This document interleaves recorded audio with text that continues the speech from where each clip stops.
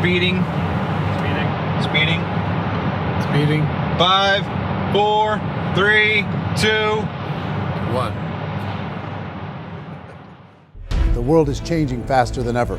What used to take decades is now taking years or even months. What you see right now is the illusion that people have had for many decades about the workplace being this secure place to work the rest of your life. For the first time in the history of our nation, our children will not do as well as us. We've seen our friends get laid off, we've been laid off, we've had our pay cut. People are overworked and underpaid. They seem to have less time and less freedom. They live under constant pressure. This is going to be forced. And so even if your employer loves you, they may have to cut you. There's something wrong that on Monday morning, the heart attack rate increases by 35%. Technology is accelerating, job security is declining. It just doesn't seem like the old models of making a living are as reliable as they used to be. Every aspect of our lives, there's a better way out there, but we're still doing it the old way. We live in the greatest country on the planet, and there are a lot of people sitting around complaining and being cynical. Like everyone's whining about this old model, and I'm like, why don't you leave it? Look at all this over here. Look at all this opportunity. Since so much of our lives revolve around our work and the way we make our living, many people are thinking there just has to be a better way. The biggest challenge facing our world today is not making money, is what are we going to do with all the displaced, unemployed people? People are afraid that they're going to make the wrong decision. People are afraid of the unknown. People are afraid that maybe I don't have the skills. Hey, sports fans, industrial age is over. It's dead. It's dying. That's why going to school to get a job is an obsolete idea. A steady paycheck is an industrial age idea.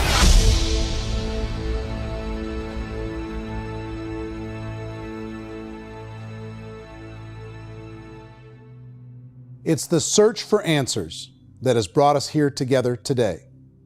My name is Eric Worre, and for almost 30 years I've been an entrepreneur, struggling at times, but ultimately succeeding. As a best-selling author, speaker, and business owner, I've spent my entire career helping millions of people around the world to become entrepreneurs. And I believe strongly that there is, in fact, a better way when it comes to how we make a living. The career landscape has changed dramatically, and many are still working in a model that is completely out of date. What worked for previous generations isn't working as well for people today. In this film, we're going to explore 3 important questions. First, what's really going on in our working world today? Second, in this new economy, is it better to become an entrepreneur, or is it safer to work for someone else? And third, if a person decides to become an entrepreneur and start their own business, how can they do it without taking on massive risk? To help in this journey, I've brought together some of the greatest experts and thought leaders in the field of entrepreneurship to share the real facts with you. My intention is to give you new information that will allow you to make choices that are not limited by an old, outdated model. Let's start by understanding what's going on in our working world today.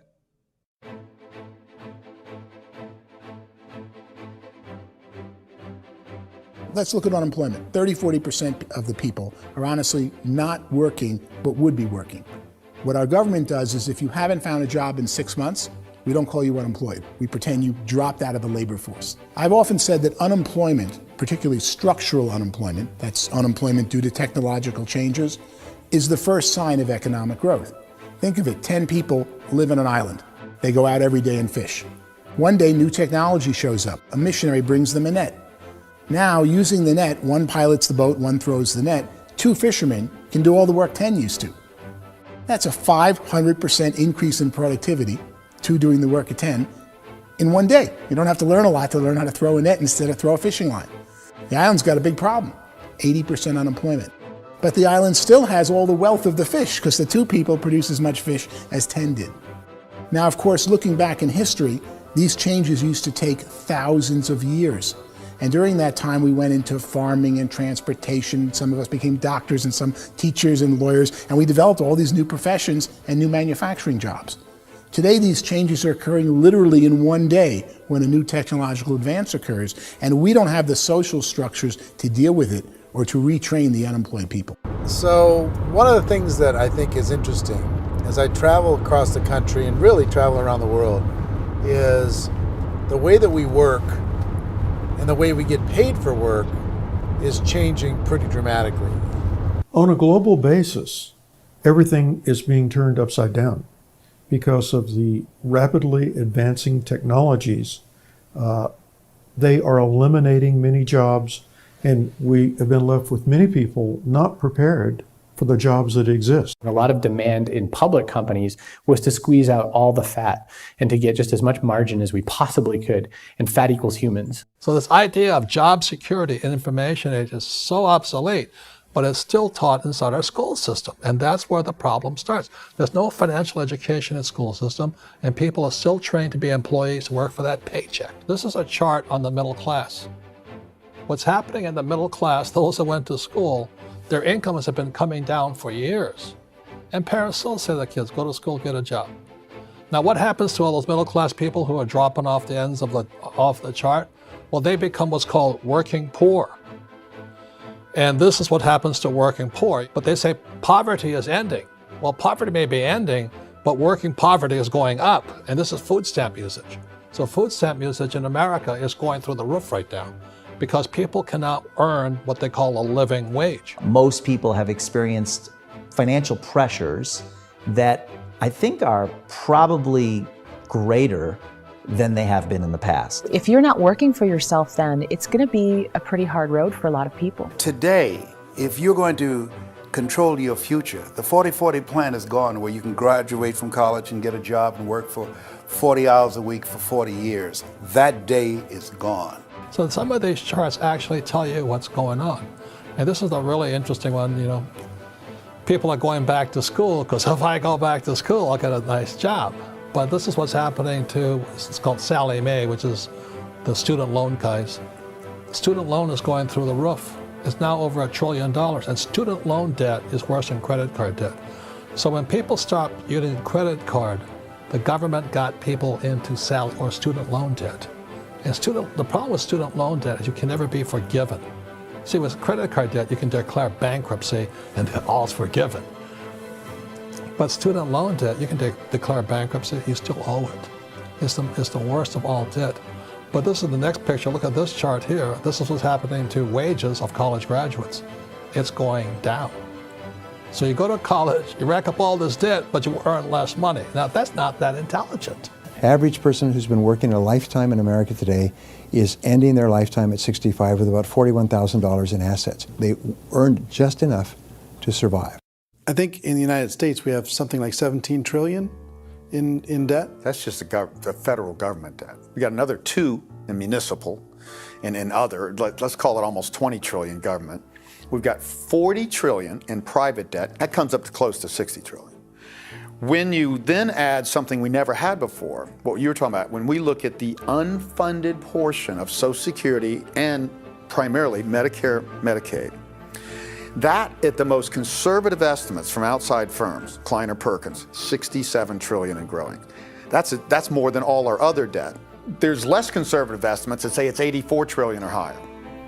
I added up conservatively $127 trillion in total debt. Debt is a financial drug. When you take it to excess, it's like taking a drug. Yeah, it makes you feel better, it enhances your performance, but at a huge cost, eventually it kills you. And so that's what happens. We keep doing more and more debt, and you get less and less results, just like a drug, until the debt gets so high that it crushes the whole system. That's where we're at, 8.2 times GDP. You know who I feel sorry for? I feel sorry for the person who dreads going to work, who is sick to their stomach on Monday morning, who hates their alarm clock, who gets a little glimmer of hope on a Wednesday because it's hump day and says, thank God it's Friday. And they live for those 2 days a week where they get to be themselves and they don't have to be around people they don't like, and they don't have to play the political game in the office, and they don't have to live this half life. The person that works 50 weeks a year just to be able to have the 2 weeks for vacation. And you know what happens to most of them nowadays? They don't have a vacation. They have a staycation. They have time off of work, but they don't get to go where they want to go because they're overextended. They've got all this debt. They got all this situation. They hate their alarm clock. They can't sleep until they're done. They have to spend most of their life in traffic. I feel sorry for that group of people because there's a better way. They just don't know it. I see this really interesting attempt at rugged individuality in a 6x8 rectangle. And I feel like you're all the same, except for the little push pins of the pictures. There's different pictures. Yours is named Jenny and his is named Sujara, but it's the same people. And this is how they are, and they're just like the zombies, and there's no joy in there, there's no fun. There's always like the wacky woman who decorates her cubicle, and that's the most she can do there. You got to give her credits, right? The wacky cubicle woman. The basis for their life is worry. I'm worried, you know, maybe I'll get fired. I'm worried maybe my company will go out of business. I'm worried I can't keep spinning the plates on paying the bills. I'm worried about how do I send my kids to college. I'm worried, what if the transmission of my car breaks? That's, you know, 2 or 3, I can't fix it. People live in a sea of worry, and it eats at them. Those signs that people held up during the Depression didn't say looking for gainful employment in a cubicle. It said looking for work. Work is what we're looking for. Job is just a unit of measurement. Work is what we're going after. It's time to look in the mirror and say, it's not the economy, it's my economy. It's my little world of where I am. I need to improve. I'm not going to wait for the economy to come back because frankly, the economy is doing great in this country.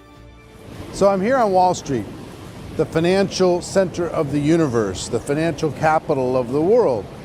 This is where most people's money goes to at least be held for a time, right? With interest rates in banks being effectively zero, and many experts are predicting it's going to stay at zero for the next 10, 20, even 30 years, people feel like they don't have any choice but to put their future into equities, to put their future into the hands of other people on this stock market, and hope that the stock market goes up, hope that the stocks that their advisors pick or that they pick goes up. That's one way to go, I guess. It's my personal belief that if you put your future into the hands of yourself, in other words, you have earning power by yourself, I think you're a better investment than these guys. I think you controlling your future is a better option than handing over your retirement to these guys. The average household income in the United States is approximately $50,000 a year, what they call the middle class. To reach the top 25% of income earners, you'd need to earn at least $90,000 a year. To reach the top 10% would be a household income of $140,000, the top 5%, $190,000, and to be in the top 1%, you'd need a combined household income of at least $380,000 a year. So here's the question. What do you think would give you the best chance to move up and get to the top 10%, the top 5%, the top 1% or beyond? In my opinion, and in the opinion of many, many experts, the answer is to become an entrepreneur, to become your own boss. I think you have to be a business owner. I can't, the only time I ever say to someone it'd be great to be an employee is when they've already told me they've surrendered. I only tell people who are wounded spiritually that they should be an employee. And it's that feeling that you get when you pick up the backpack off the little Cub Scout and say, "Don't worry, little guy, we'll get you back to the camp." You know, it is in no way a kindness when I tell someone they'd be a great employee. The other status symbol really increasingly is lifestyle. I mean, people can own their own business, maybe even work out of their house. That, I tell you, people admire that. Like, gosh, I wish I could do that. The spirit of the entrepreneur is to be a risk taker and to be resourceful and unstoppable and to have a vision of yourself beyond where you are and not willing to settle for life as it is. Think about the great entrepreneurs. They're visionary. They have heart. They're willing to do today what others won't so they can do tomorrow what others can't. Personally, I don't think of the new economy, the old economy. I create my own economy. The entrepreneur's in control. I decide what the economy is going to be like. In the world of entrepreneurship, there are no limits. you can make as much as you want, depending on how much you want to work and how smart you are and how great a team you put together. There's no more lifetime rewarding business than being an entrepreneur. Why in America, where anyone could be anything, would people want to give up their freedom and become effectively a modern-day slave, told shut up and be here every morning at 7:30, leave at 5:30, and do what I tell you? If people decide to become an entrepreneur and work for themselves, they have some traditional options, but they're riskier than you might think. Any kind of a retail business, retail build-outs, is extremely expensive. Even just these small little yogurt stores where they're putting little yogurt machines and you get all the different flavors, you're spending $200,000, $300,000, $400,000 to open a yogurt shop. I would love to buy a Dunkin' Donuts, but it's $500,000 or so to start. I don't quite have that just in case money. Risk you can lose it all, and most guys do 2 or 3 times, and even big guys like Branson, because I'm such a fan of his, half his companies don't work. If you make $1 million, your problems are going to go. If you make $1 billion, your problems are really going to go. Just the opposite. You and I know when you're making $1 million, you get $1 million responsibilities. You make $1 billion, you got 1,000 times $1 million responsibilities. And most people say, I'd love to be my own boss. 70% of Americans would love to be their own boss, according to recent polls. But they don't know how to get there. Because what are you going to do? One, you could buy an existing business. If somebody's selling an existing business, you have to ask why. Usually because it's probably hard. It's probably not making as much money as they hope. 2, they could buy a franchise. A little less risk, proven system, but it's expensive to be able to do that. 3, they could start something from scratch. And that's where a lot of people feel like, I don't have the chops to do it. I don't have the money. I don't have the product idea. I don't have the expertise. I don't have whatever it's going to take to be able to get there, and I can't risk my family to do it. So, 4th, they could become an investor. A lot of people in this town invest to try and figure out a way, but you got to be pretty smart with that game too, right? Venture capitalists, who are the very best and most sophisticated in investing in new breakthrough businesses, make it on 1 out of 11. That means 10 out of 11 are mediocre or fail. Most of them fail. That's the risk there. An angel investor is lucky to get 1 out of 15 or 20. A business is a team sport. Like, I have to have accountants, I have to have engineers, I have to have system designers, I have to have sales, marketing, I have to have accounting, I have to have mission statements, I have to have legal and all that. The average Joe Schmo, even me, I go out there, I don't have the skills to put a business together. I think the bottom line for the 4 traditional options is they take money, sometimes a lot of it. They take expertise, and they take time. All of that adds up to just too much risk for most people. I bought a business from somebody else and it was a lot of work. And you start wondering, what did I just buy? Because I guess ultimately I own your email list and I just overpaid for it. People that start their own business, they spend a lot of money, they spend a lot of time, a lot of effort to get things started. And the more you invest on the upfront, the harder you typically work at it. I can tell you what the success rate is of a restaurant. What is it? They're crazy enough. About 90% of them fail. About 90%, in how quickly? Year less. Wow. And if we're talking non-franchise, we're talking franchise, Sure. That's totally different. Yeah. But our students aren't getting franchise restaurants. You got to invest big money. Exactly. And with someone like McDonald's, you've had to work with the company for a long period of time, really know the To even have a business. chance at investing $1 million. Have a chance, and it's a slim chance. What if there was a way that you had all the proven aspects, the comfort aspects, and you could still control your own life? What if there was both? In other words, you didn't have to create everything from scratch. You didn't have to be a super leader. All you had to do, what if there was a proven product already? You didn't have to create the product. And there's a proven system already, proven training already. Everything except an employer. That was the only thing that you didn't have. Do you think more people would be open to working for themselves in that environment?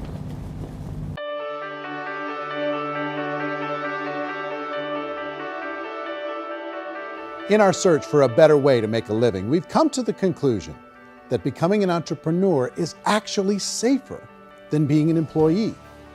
And through our look at the entrepreneurial options, one particular path kept coming up from expert after expert. And I think most people will find it surprising because it's certainly a non-traditional business model. That model is for people to start their own business and become an entrepreneur through the creation of a network marketing business. Some people call it direct selling because the product is being sold directly from the manufacturer to the end consumer, cutting out the middlemen. Other people call it multi-level marketing, or MLM, because there are multiple levels of commissions paid. The most common term today is network marketing, because network marketing best describes using a large group of independent distributors, independent entrepreneurs, to move a product or service more efficiently. So my friend here, Donald Trump, and I, we always write about the network marketing industry. And the reason we support the network marketing industry is because it really is a business school for entrepreneurs. Because most people come out of school looking for a paycheck. Oh, that's terrible. I would go into network marketing like that. I think if it didn't exist, we should invent it. It is that good. I think direct selling is a great way to do business today. It's very easy to get into that industry, and you can be self-employed, be in effect an entrepreneur. When we see multi-billionaires adding network marketing companies to their portfolio of companies, that would be a clue. When we see people who are very famous authors and very famous business people endorsing the industry, that would be a clue. These network marketing companies aren't $50 million companies, they're billions and billions of dollars. They lead the stock market, they're major companies. When we're going to get it? You know, and you're going to school to work for a paycheck, but if you want to be rich, be an entrepreneur, and network marketing gives you the spirit to be an entrepreneur. A traditional company will spend up to 50% of their total revenue on marketing. Network marketing companies use a different approach. Instead of having all that extensive marketing expense, they utilize a network of independent distributors to do the marketing for them. Now, why do they do this? First, because word-of-mouth advertising is so much more effective today than traditional media advertising. Second, some products need to be explained or demonstrated, and an independent salesperson can do that more effectively than an ad campaign. Third, it's completely efficient. The company only pays for the marketing of their product if a sale happens and not before. Imagine if Amazon allowed you to become an independent distributor and paid out 40% of its revenue to that distributor group. All you had to do as a distributor was recommend a product, and if a person bought it on Amazon, Amazon would take care of all the logistics, and you'd get paid for bringing the customer. Now imagine you got paid for every purchase that customer made for the rest of their lives. Well, Amazon doesn't offer this option, but network marketing companies do. 85% of all buying decisions in our society are made as a result of word of mouth or reputation. We're recommending things to each other all the time. You know, who's your dentist? Who's your doctor? Who's your lawyer? What detergent, are you using? What legal system are you using? What product are you using? We're talking to each other about the things that we love anyway. When you go into a big box retailer, you're lucky if the clerk looks you in the eye, much less gives you any detailed or accurate information about what you're purchasing. So of course, this personal information, this education coming from a friend, a neighbor, a relative, or even a stranger, but one who has experience with the product is extraordinarily valuable. As a matter of fact, network marketing can educate consumers probably better than any other form of marketing. It certainly can do better than advertising because advertising usually has a certain hype to it and you can only get limited information. So, network marketing trumps advertising. If you were a typical sales company and you wanted to sell $1 million a month worth of product, you might go find 100 superstar salespeople. The quota would be $10,000 a month. So network marketing as a distribution system just flips the numbers.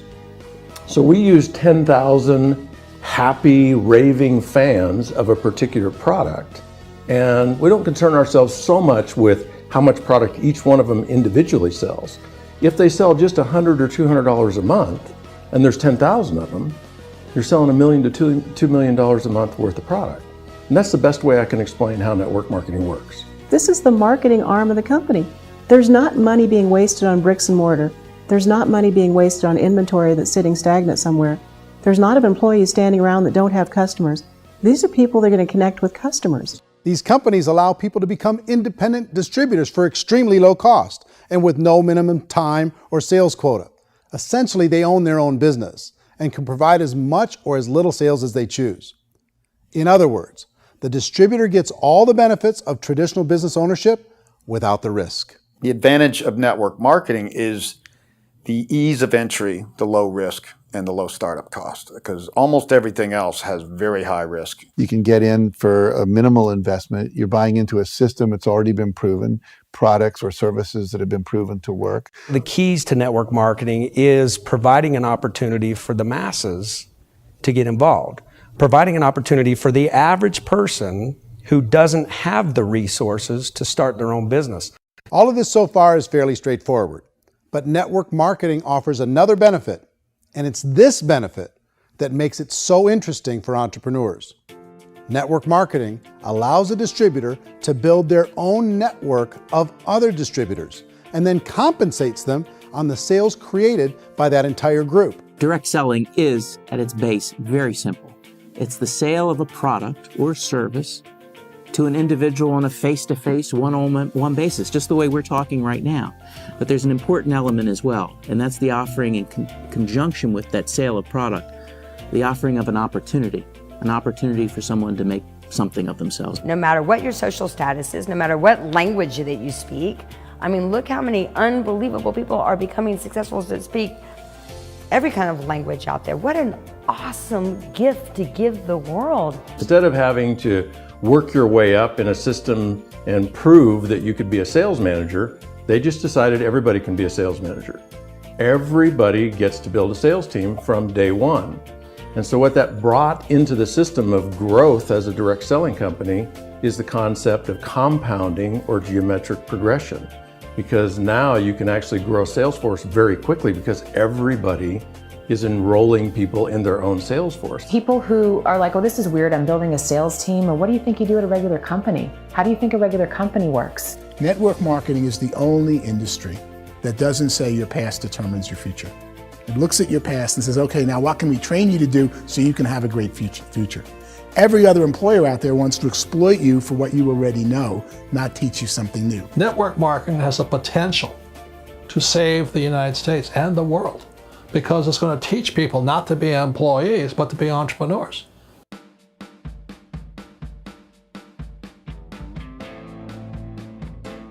According to the Direct Selling Association, if you add up all the network marketing companies around the world, they combine to do over $178 billion a year in retail sales.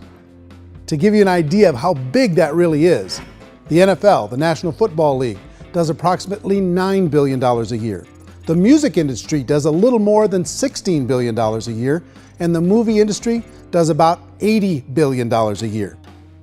Using a conservative average, network marketing companies pay their distributors about 40% of that $178 billion in the form of commissions, which adds up to more than $71 billion a year. That's almost $6 billion a month. It's almost $200 million in commissions every single day. So it's certainly working, and people are making serious money in network marketing. With the growth of the direct selling industry over the last 10, 15, 20 years, we've seen a broader understanding of the channel. We have seen more and more people getting involved in the business, so our penetration in the marketplace has increased, and thus the understanding in the marketplace of who we are has increased. And we've seen non-direct selling companies look at the direct selling model and say, something's going on there. People are making money, companies are being profitable, individuals are being motivated, product is being delivered to market. Maybe we should explore this. Some people think only the people at the top make money. Well, let's take a look at that as well.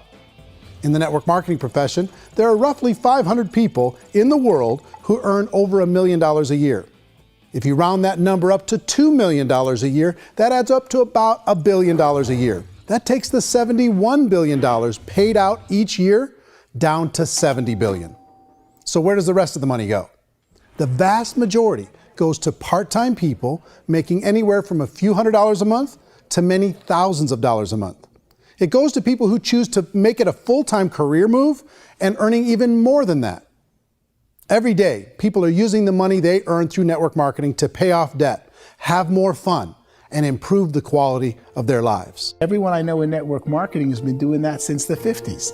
They go to work when they want to go to work. They stop working when they want to take time with their children to have a leisurely breakfast and discuss issues and driving to school. They go back to work when they get home, wherever they're working out of. The biggest thing that I've seen is people that have become much happier in their life. MLM has probably made more millionaires of more people in more countries, and I've spoken to them in 67 countries, than any other single form of business, starting from nothing. If they have a choice between working a job for the next 10 years or working a network marketing business for the next 10 years, the result of working the network marketing business will be better.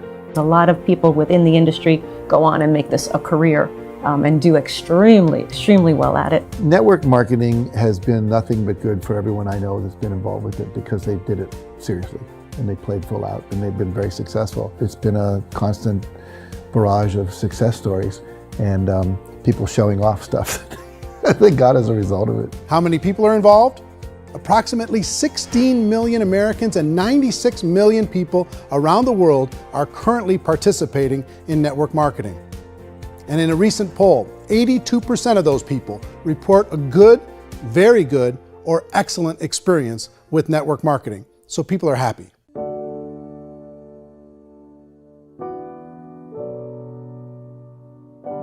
So I've taken a look at the network marketing profession and really tried to understand why so many people are confused as to the validity of this as a business. One is this pyramid shape. People get really messed up with this pyramid. Oh, it's one of those pyramid things. So I just think there are a lot of haters out there who really don't understand the industry and say, oh, it's a get-rich-quick scheme. It's a pyramid. Well, corporate America is a pyramid scheme. You know what I mean? It goes like this. You have thousands of MBAs, let's say working for Ford or General Motors or Coca-Cola. If all these MBAs, they're all trying to get to here, that's a pyramid. Only one guy's going to make it. Every 10 years, one's going to make it. Whereas you look at network marketing, it's like this. So you're here, and your job is to develop other CEOs coming up behind you. So it's an inverse pyramid. In network marketing, it's a very simple concept. If you sell product, you get paid. It is paid based on production. There is no first mover's advantage. There is no investment component where the more somebody spends, the more they're entitled to make. So the two are polar opposites of each other. It doesn't matter what shape the company is or the compensation plan is shaped, whether it's a circle or a pyramid or a triangle or a trapezoid, it doesn't matter. If compensation is coming primarily from recruitment, then you've got a problem. On the other hand, if an operation is basing their compensation to participants on the basis of sales, even when those sales are generated by people you've recruited, well, then you're a perfectly legitimate enterprise. That's the legal test, it's the practical test. Another issue that's been true in the past that is no longer true now is people used to be in network marketing loaded up with products that they couldn't sell and they ended up a loser. They ended up with a bunch of product in their garage, they ended up with a bunch of products sitting in their kitchen shelves or whatever, and they thought they could sell it and then they weren't willing to or able to sell it and they ended up with a bunch of stuff and they were bitter about it. There was this thing called front loading where you had to buy if you bought $25,000 worth of product, you got better commissions and all this. Today, it's almost all done by computer. It's direct mail, comes from a warehouse somewhere else. You don't have to have all this inventory. You don't have to stock up. It's a paperless world now. Most of it's done online. You have a back office. It really works. And the technology has changed everything. Third issue is people start talking about 99% of people in network marketing don't make any money. Well, we've talked about that over the course of this journey together.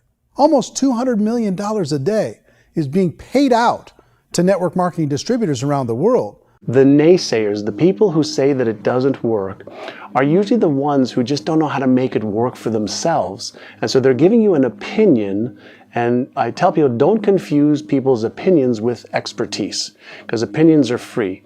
And don't confuse sincerity with the truth, because people could be sincerely wrong. But here's the reality inside of network marketing.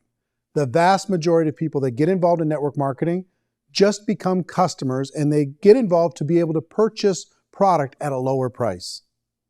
If you take Costco as an example, if a person goes into Costco and gets a membership to Costco so they can get a lower price on the product, we don't call that person a loser because they have a bunch of product that they walked out with with a smile on their face.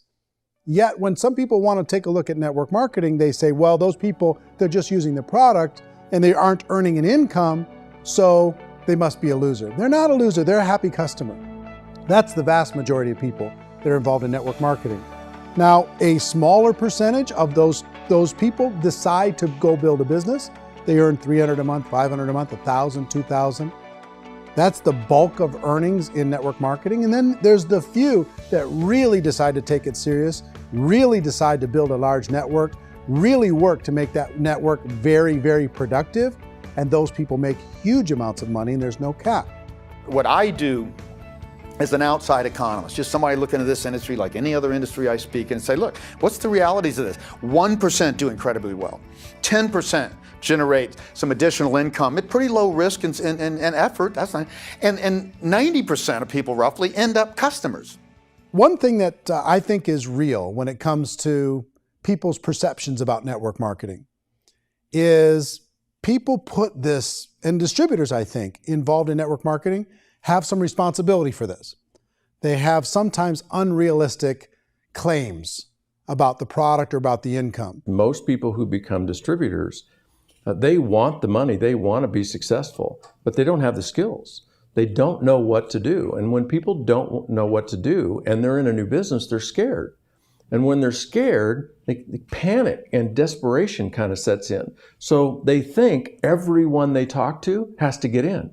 So if I talk to you and you say, well, no, I don't have time to do that, they're like, no, I need you. You have to do this or I won't be successful. So I start clawing on you. I start that desperation. So then I start making claims about the product, which are not appropriate, probably not even true. Or I start saying, oh, let me show you how you can make all this money and you don't have to do anything, Eric.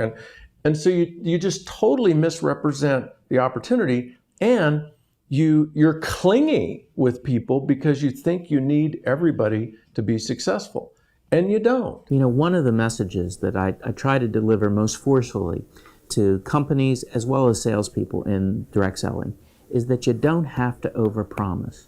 The reality is in network marketing, there's a lot of hard work involved. There's a lot of effort. You're going to have to develop yourself. It's a business like anything else. It's going to take some time, but in my opinion, it's better.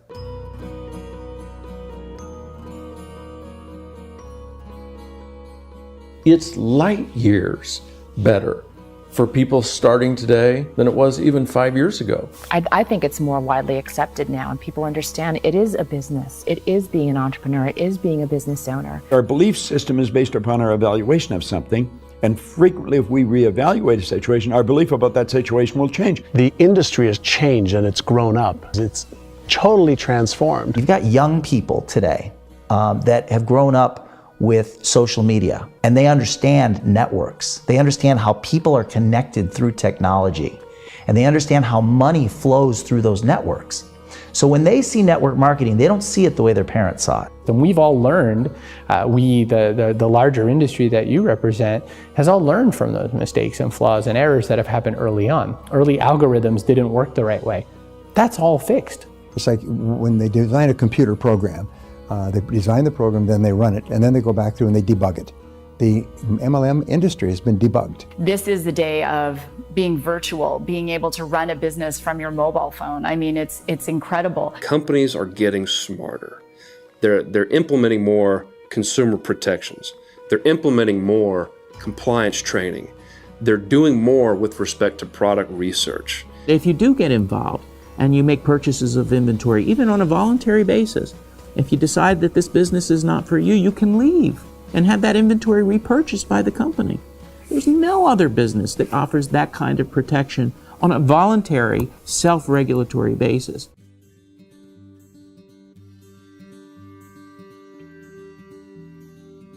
If you decide to look further into a network marketing business in order to generate more cash flow for your family, I would recommend reviewing the following 4 elements. First is the product or service. And on the product or service, I would ask 5 important questions. 1, do you like it? Is it something you would feel comfortable sharing with others? 2, is there a recognized need in the marketplace? It's hard to create a need if one isn't naturally there. 3rd, does the product meet that need? Does it solve a legitimate problem for consumers? And 4th, is it priced to sell? Can it compete in the marketplace? And fifth, is it priced for profit? Is there enough margin for the company and the distributor to be able to generate income for the long term? If you can answer the questions on the product to your satisfaction, the next element to consider is the company itself. Is it well run? Do you believe in the founders or the management team? Do you feel they have what it takes to go all the way? See, it doesn't matter how good the product is if the management can't take care of the company. Good management can change with the times. They can handle adversity. They can make good decisions. Make sure you choose a company that can serve you for a long time. The third element to consider is the compensation plan. And with that, there are 3 important things to look at. First, a brand new person needs to be able to generate some money fairly quickly. It may be an obvious reason, but you can probably imagine the ripple effect of a distributor getting involved and having even a small victory fast. That can only help with the overall success of the organization. Second, a person should be able to develop a moderate part-time income in a reasonable period of time. As they develop their network and as their sales grow, they should be able to enjoy more benefits. And third, for the people who are really serious, for those who decide to really go pro in the network marketing profession, there should be the possibility to make a serious full-time income if they work hard and are committed to developing their skills. If you're comfortable with the product, the company, and the compensation plan, the last thing you should look at is the support that will be made available to you. Does the company have a website? Does it have a solid online reporting tool? Do they have comprehensive training available? Do they host events to help you build your business? If you decide to do this, what kind of a support system can you plug into?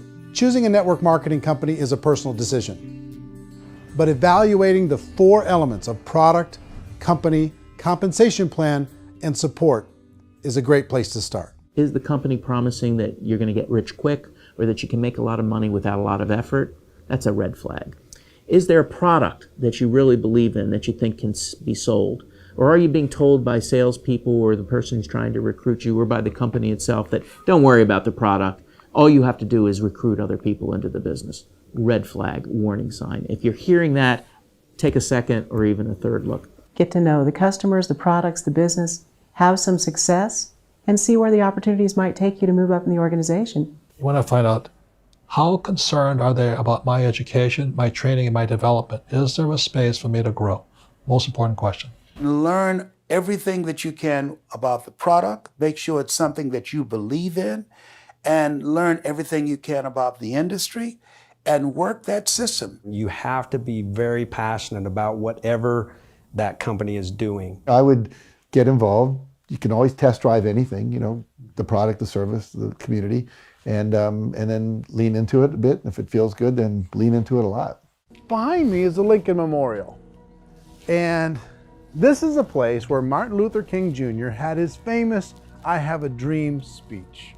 And at that speech, he talked about his dream for equality for everyone around the world, and that's a noble dream. But I think more people need to remember what it was like when they were kids and the dream was still alive in them. Before it got beaten out of them by reality, by this paycheck, by these responsibilities, and by having to live for this job to pay the bills. I think people need to remember that, go back to that. Once they know that there's a better way, I think their future is going to be much brighter. They can live a better life.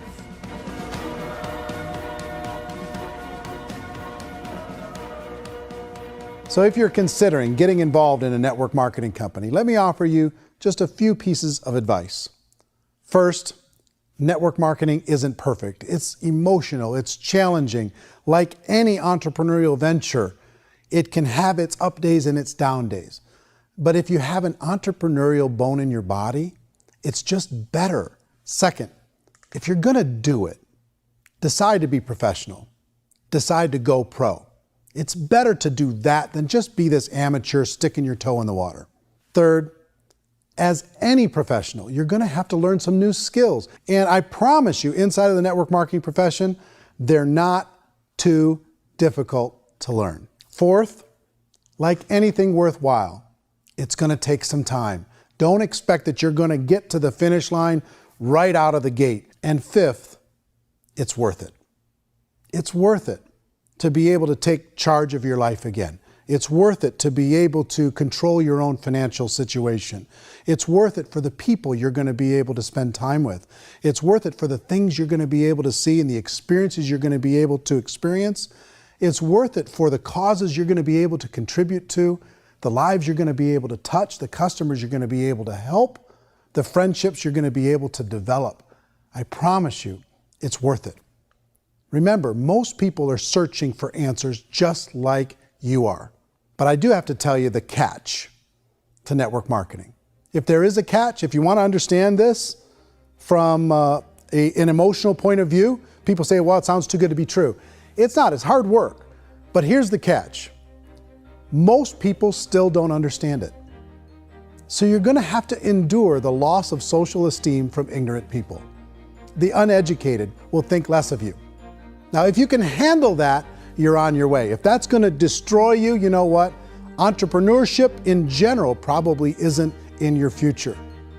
If you can face that catch, you can become unstoppable. I want everyone to really contemplate this if they're not in network marketing. You're in a job, you probably have a mortgage, you have rent, you have debt, whatever's going on. You're in a prison. You work just hard enough to keep them from firing you, and they pay you just enough to keep you from quitting. Come on! I've been there, done that, and bought that t-shirt. In network marketing, if you run into failure, it's really just a homework lesson for yourself. There's no one to blame. You really have no excuse not to be successful. You just don't. People don't want to hear that, but there's so much available to you. If you want to be a good network marketer, be a student to the people above you, be a fellow traveler to the people on the same level, and be a teacher to those below, and know when it's appropriate to do which. People who are not afraid of asking people to buy things, or not afraid of persuading people with a chance they may say no, these people own the future. Nothing happens until something moves. So you got to go move, you got to go do something, or nothing's going to change in your life. In the beginning, you're going to do a lot of things that you don't get paid for. But as you go down the road, you get paid for a lot of things that you don't do. And your job is rehabilitate the spirit, the entrepreneur spirit in all of us. You get it back. You either give it a strong yes or a strong no, but no wishy-washy, dilly-dally stuff in the middle. There's dreams and there are nightmares, but I believe that the biggest nightmare of all is when you don't pursue your dream. You're going to see some monumental growth in this profession. It's an exciting, exciting time to be involved with the network marketing profession. The next 10 years, I see just exponential growth. When that tipping point comes, it's not a matter of asking somebody, have you ever heard about network marketing? You're really asking them, which company are you building your wealth in? We are here to fix the world, to improve relationships with other people, to improve other lives. And the real reward comes as an entrepreneur in any level from teaching somebody something and watching them soar. There is no greater reward.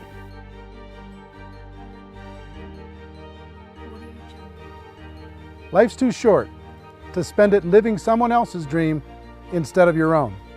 It's too short to spend it living at a fraction of your potential. Can being an entrepreneur be a challenge at times? Sure. But here's what you get in exchange. It can be yours. Something that you built, something that you created, something that you made happen. This balloon represents your dream. It represents entrepreneurship. My wish for all of you is that you would reach out and grab it. The choice is up to you.